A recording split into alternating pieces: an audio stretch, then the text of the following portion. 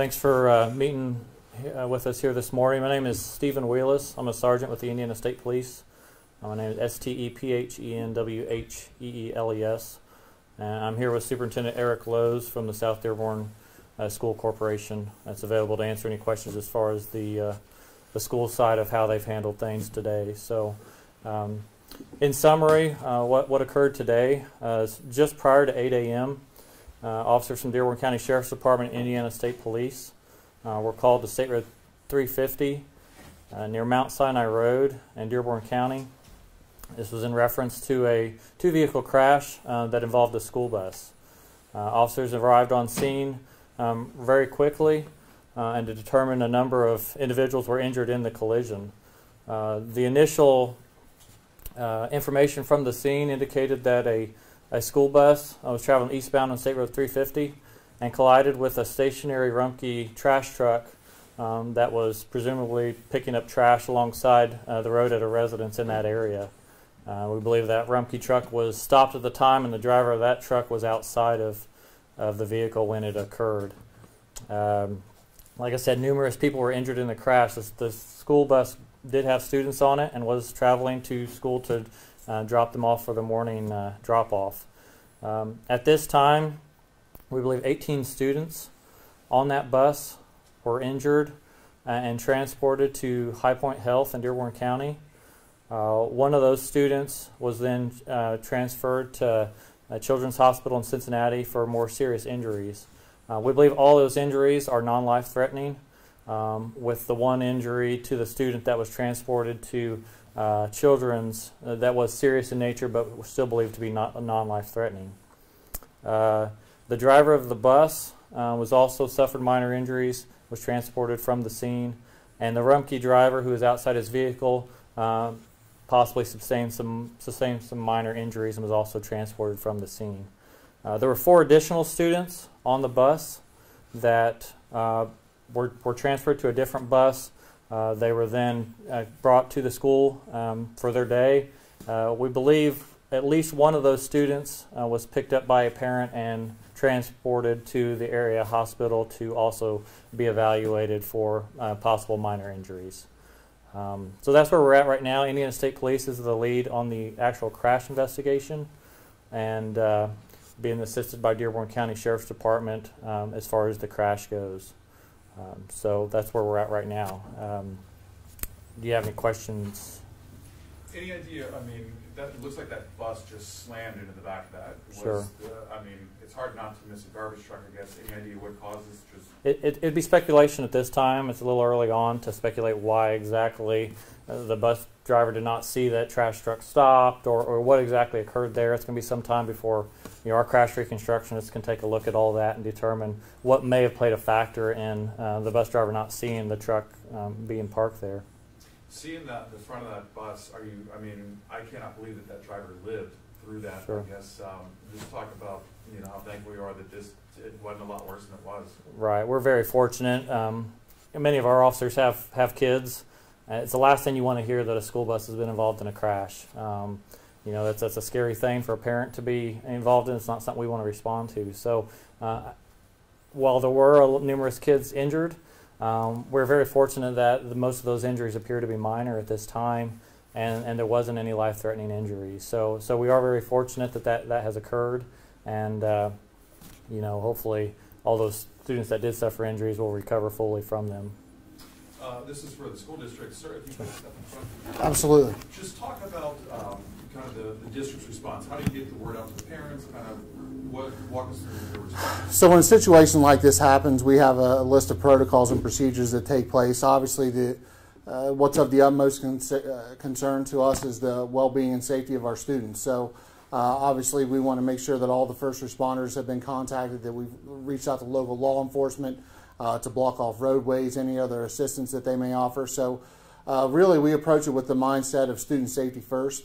And then as far as the communication goes in regards to that, we have, again, a list of protocols that we go through to obviously get word out to the community, to the general public on the well-being and safety of our students.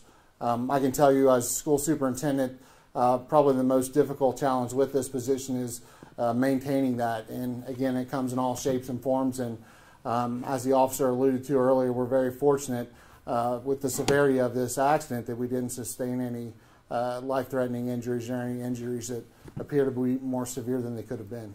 One of the last things you as a superintendent wants to hear about a bus crash, something like that. Take us through the process this morning. When you got the phone call, what did you do? What was your reaction?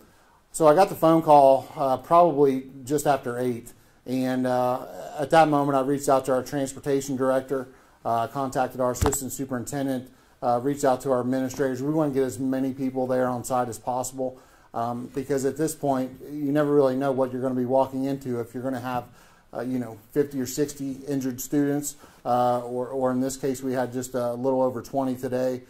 So we want to get as many school officials there as possible to de-escalate the situation, to let the medical staff do what they need to address the concerns there.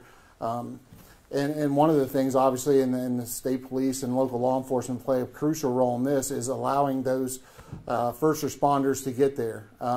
I know a lot of times, and being a parent myself, I realize the importance of wanting to be by your child's side as quickly as possible. In a lot of situations, we want to make sure that we do allow that to happen, but one, that those students are provided medical attention in a timely manner. Close-knit community, everybody knows everyone.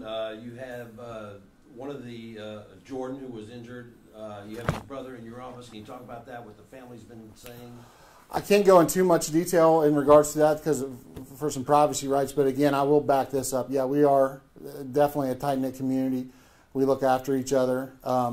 This particular accident today hit home with me directly, knowing the student and the family and the mother very well for a long time now.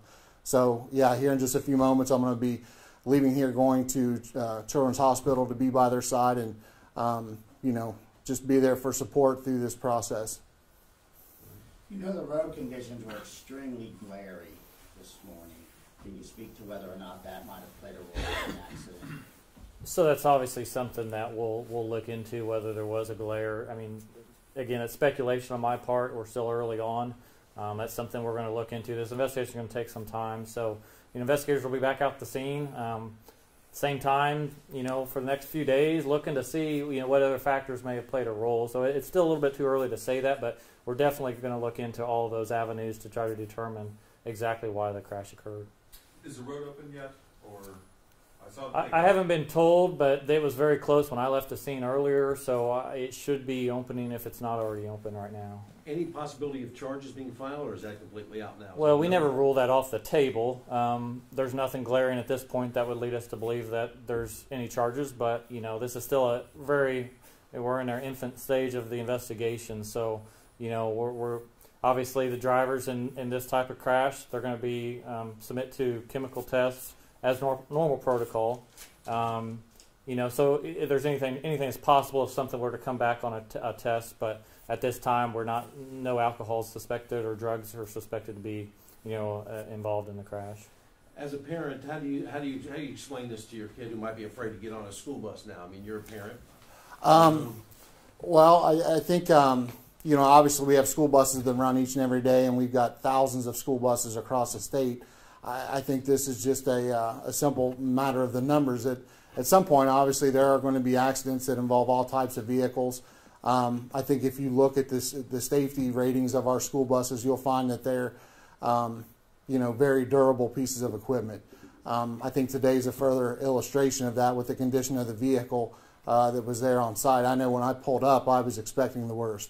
Looking at the shape and the condition of the vehicle and just knowing the impact that it had, I was prepared to, for this to be a very bad day. So, I don't know how old your children are, but how do you explain this to a fifth grader, a sixth grader? What happened? I think you just basically need to tell them that, life happens. Things happen along the way, and certainly we have professional drivers that, go through a lot of training and credentialing and things like that to be able to do what they do, and that school buses, by and large, are very safe, to be transported on by students. So. This driver's name was Ray, and he's been there forever, I understand.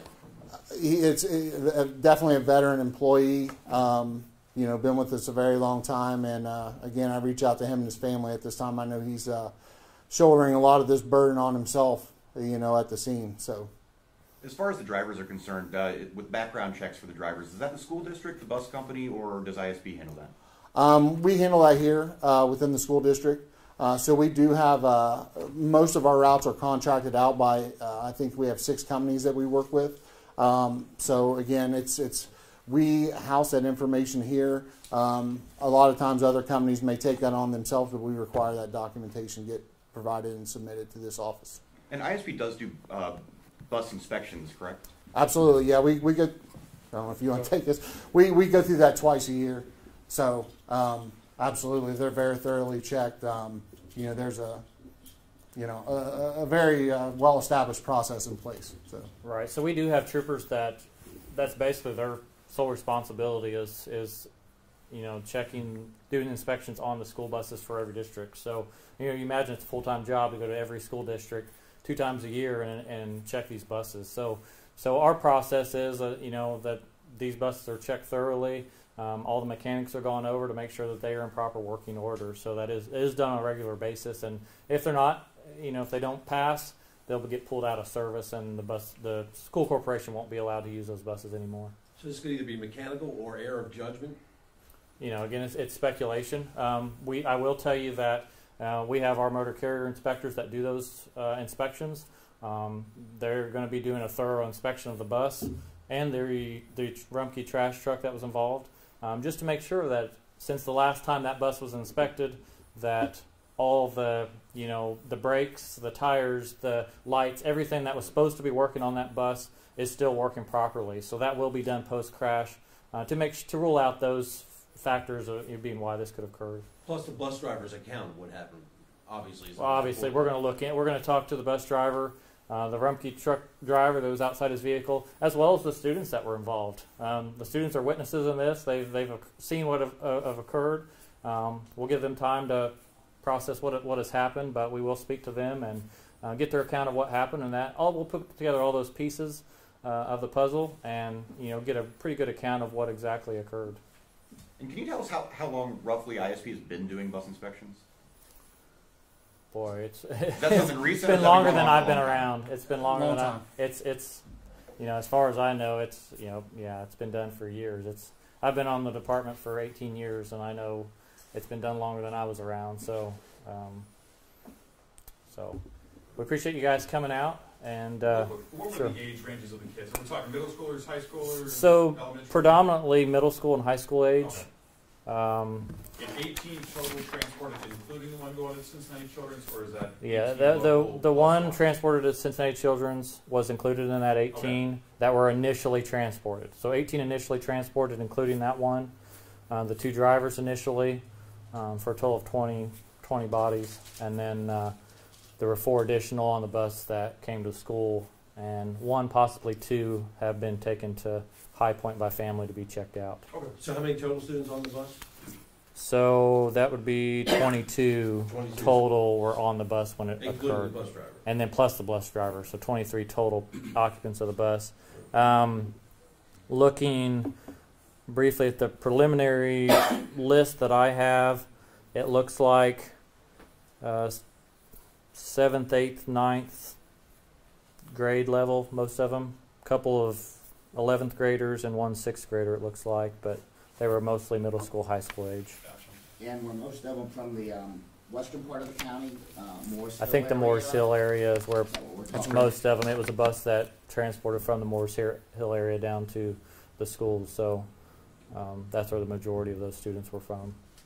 So, and we believe all of those families have been notified at this time. So families have been made notified by the school corporation and have been able to meet up with those students at the hospitals that they were taken to. So, alrighty.